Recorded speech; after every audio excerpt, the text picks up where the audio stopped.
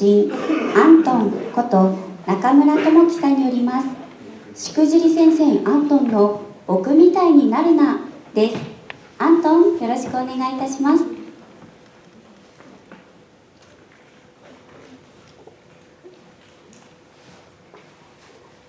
皆さんこんにちは。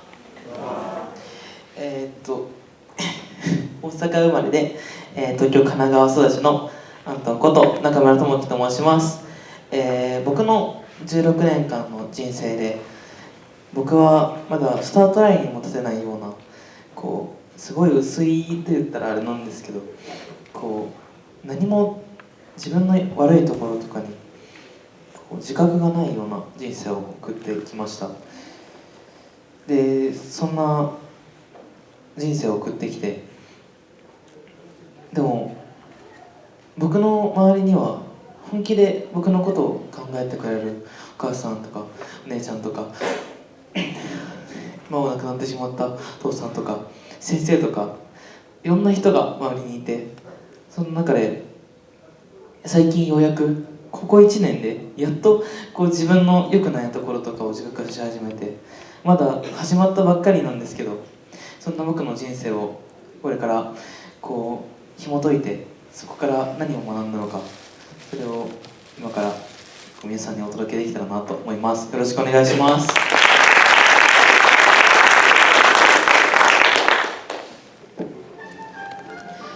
Do you know what this graph shows? Actually, it's a graph of my life. Even though I've lived only 15 years, it's full of sharp jobs and sunrises. If it were a roller coaster, it might actually be kind of exciting. From age 0 to 10, things were great. I was born into a wonderful family. But when I joined a little league baseball team in elementary school, things start to change. My weekend disappeared into practice, and my friend dropped. Little by little, I began to feel lazy about homework, about going to school, and eventually about doing anything at all. Allowed as then, I fell straight into what I call my lazy zone, and I stayed there until about last October. That went thought of my entire life. Honestly, I don't understand how it happened. And you can probably guess what came next. I became addicted to games. Games are easy. You can play them at home. No curfew, no effort. They're perfect for killing time. They weren't even that fun, but they gave me some kind of quick relief, and I kept chasing the feeling.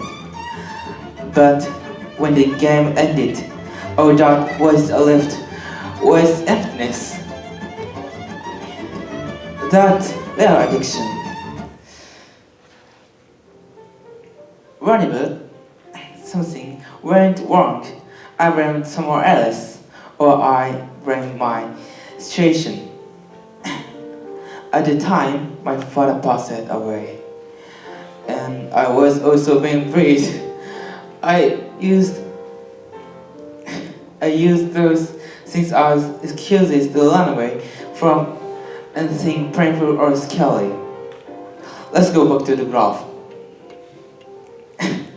Where I stuck in the life, I encountered the IBS speeches. I watched students give their speeches, and I saw the principal, Mr. Minami,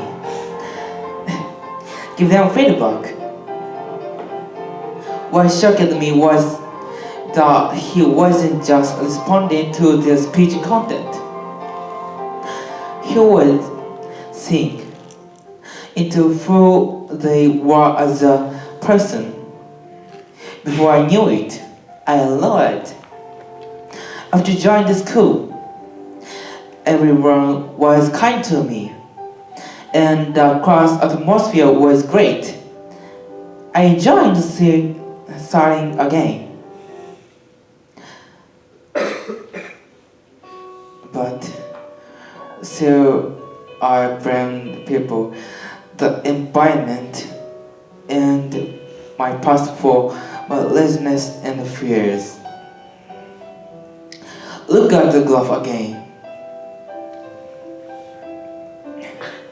And eventually, I have been started to blame my mother. I said things like, I don't want to live, and I wish I hadn't been born.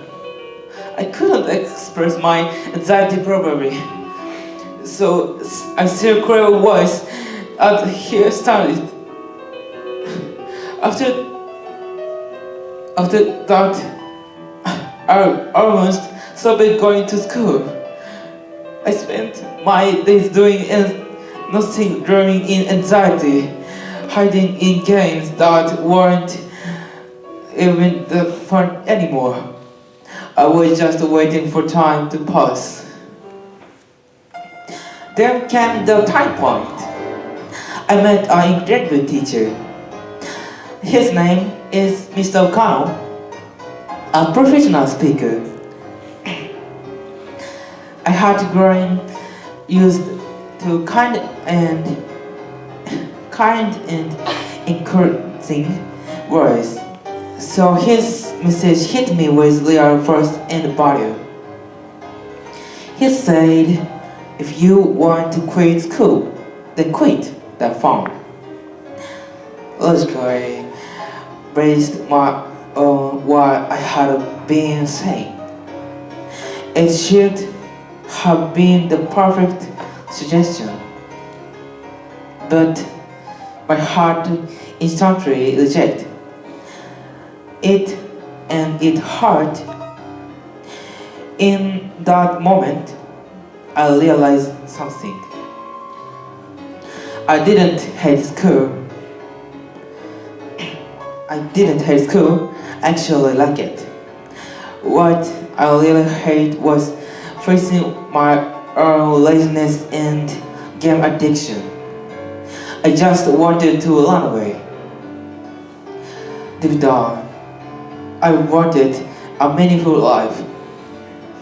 I wanted to live properly as a human being.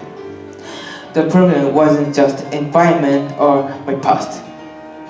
It was me, and I was the only one who could change that. From that moment, I stopped thinking as too much effort. I stopped fearing new places. I still feel lazy sometimes, but now I have enough forward momentum to push through it. Even right now, standing here and giving these speeches, I feel myself growing. Look at the glove. My life is slowly rising upward again. What I want to tell you today is the importance of awareness. If you don't know what stresses you out, or what you're dependent on your chase is just escape, that path can lead to dependence on alcohol, drug, unhealthy relationships, and a ruined life. I don't want that for anyone here. or for anyone's children. Take it from someone who learned the hard way. If you ever feel yourself slipping off the path, I hope you remember this moment.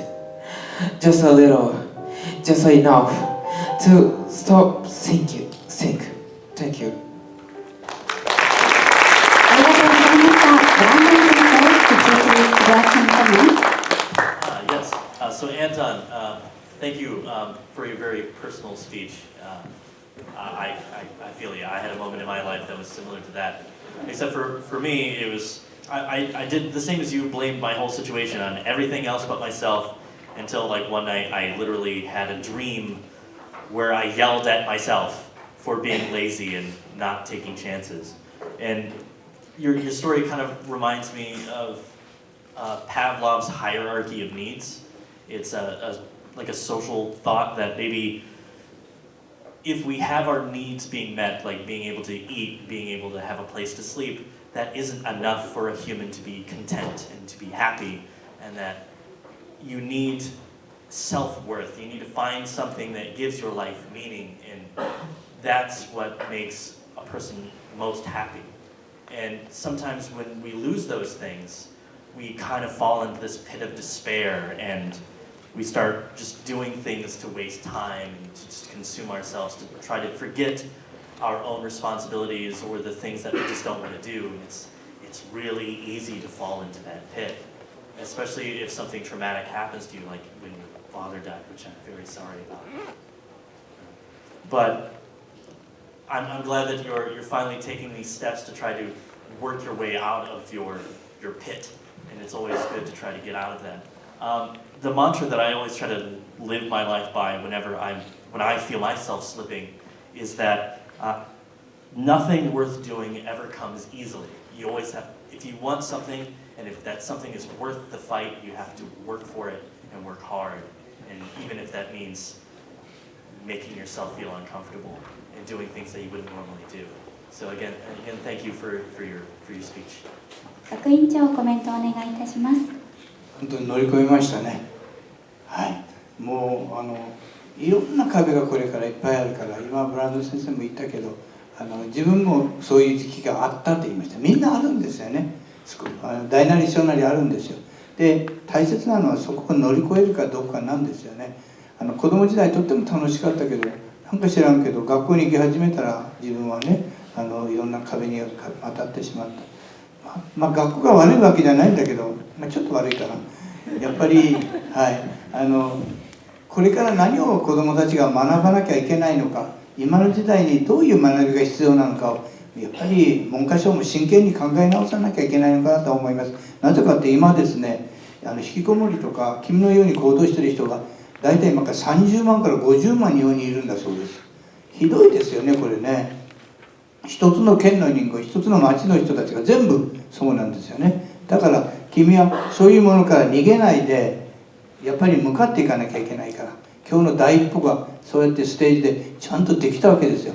これだけのできる、これだけのことですらね、今ほとんど 80% の子どもたちができないと思います。君はその上の 20% に入ったんです、今日ですね。これが素晴らしいと僕は思う。この調子で頑張ってほしいなと思います。お母さんは感謝する人ですからね。はい、ありがとうございます。はい。